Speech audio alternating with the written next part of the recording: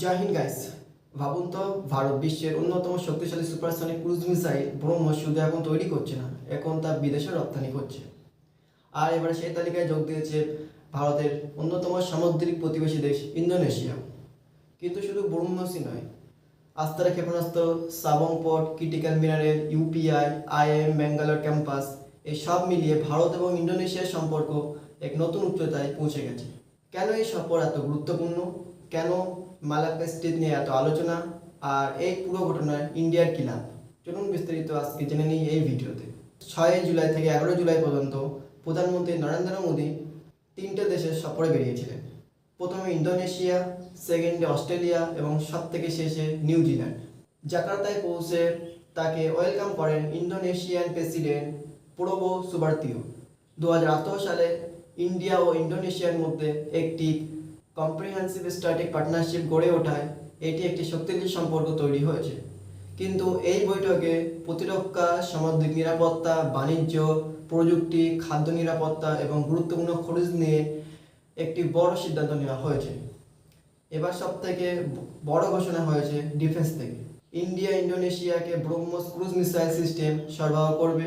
এছাড়া Astara air two air ক্ষেপণাস্ত্র নিয়ে দুই দেশের মধ্যে ডিফেন্স সংস্থার মধ্যে সমঝোতা চলছে। আমাদের ব্রহ্মস বর্তমানে ওয়ার্ল্ডের অন্যতম দ্রুতগতি সম্পন্ন সুপারসনিক ক্রুজ মিসাইল। এর গতি শব্দের গতির প্রায় 3 গুণ, মানে শব্দের গতির থেকে 3 গুণ বেগে আস্তারা ক্ষেপণাস্ত্র যাবে।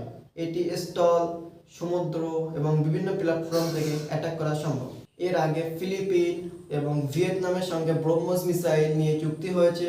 এখন 3rd নম্বরে ইন্দোনেশিয়া এসে যোগ দেওয়ায় ভারতের ডিফেন্স সিস্টেম রপ্তানিতে আরও শক্তিশালী অবস্থানে পৌঁছেছে।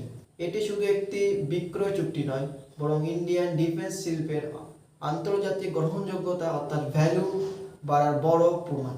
এবার আসি সবথেকে ইম্পর্টেন্ট কৌশলগত বিষয়ে। ইন্ডিয়া ও ইন্দোনেশিয়া যৌথভাবে সাবং পোর্ট ইমপ্রুভ বা ডেভেলপমেন্ট করার সিদ্ধান্ত নিয়েছে।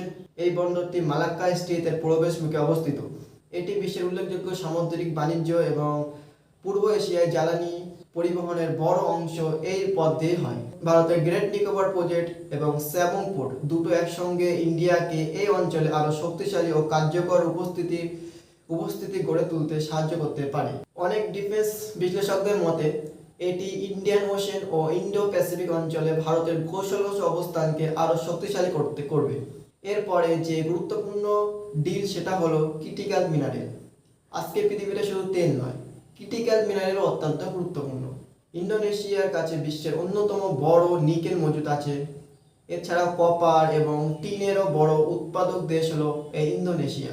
এই খনিজগুলি মেইনলি লাগে ইলেকট্রিক গাড়ির ব্যাটারি, সেমিকন্ডাক্টর, ডিফেন্স সেক্টর, নবায়নযোগ্য জ্বালানি এবং আধুনিক প্রযুক্তি তৈরিতে। এই দুই দেশের মধ্যে ক্রিটিক্যাল মিনারেল ও স্টিল সাপ্লাই চেইন শক্তিশালী করার জন্য সমঝোতা হয়েছে। ইন্ডিয়া ও ইন্দোনেশিয়ার মধ্যে আরও কিছু সিদ্ধান্ত হলো, তার মধ্যে একটি উল্লেখযোগ্য হলো ইউপিআই, ইউনিফাইড পেমেন্ট ইন্টারফেস। এর ফলে ভবিষ্যতে ভ্রমণ, ব্যবসায়িক লেনদেন আরও সহজ হতে পারে এবং আমরা আগামী দিনে ইন্দোনেশিয়াতে সফরে গেলে ইউপিআইয়ের মাধ্যমে পেমেন্ট করতে পারবো খুব সহজে। এবং এবার শিক্ষাক্ষেত্রে বড় পদক্ষেপ নিয়েছে ইন্দোনেশিয়া। ইন্ডিয়ার আইআইএম ব্যাঙ্গালোর এর নিউ ক্যাম্পাস খোলা হবে ইন্দোনেশিয়াতে। এই সফরে ইন্ডিয়ান প্রাইম মিনিস্টারকে ইন্দোনেশিয়ার সর্বোচ্চ রাষ্ট্রীয় সম্মান Bintang Adipurna of the Republic of Indonesia প্রদান করা হয়েছে। এই সফরকে শুধুমাত্র একটি কূটনৈতিক সফর বললে ভুল হবে। এখানে একসঙ্গে রয়েছে ডিফেন্স সহযোগিতা, ব্রহ্মস ও আস্তারা ক্ষেপণাস্ত্র, critical mineral, Sabang port, UPI, education, blue economy এবং ইন্দো প্যাসিফিক অঞ্চলে দীর্ঘমেয়াদী কৌশলগত অংশীদারিত্ব। সব মিক্স করে ইন্ডিয়া এবং ইন্দোনেশিয়ার সম্পর্ক একটি নিউ অধ্যায় শুরু হতে চলেছে। আগামী কয়েক বছর এই চুক্তিগুলি কতটা বাস্তবায়ন হবে তা সময়ই বলবে এবং সেটাই গুরুত্বপূর্ণ বিষয়। আপনার কি মনে হয় ব্রহ্মস মিসাইল রপ্তানি, সাবং পোর্ট সহযোগিতা কি ইন্দো প্যাসিফিক অঞ্চলে ভারতের অবস্থান কি আরও শক্তিশালী করবে? কমেন্টে অবশ্যই আপনার মতামত জানাবেন এবং ভিডিওটি ভালো লাগলে অবশ্যই লাইক অ্যান্ড সাবস্ক্রাইব করবেন। আজকের জন্য এইটুকুই। Thank you. জয় হিন্দ।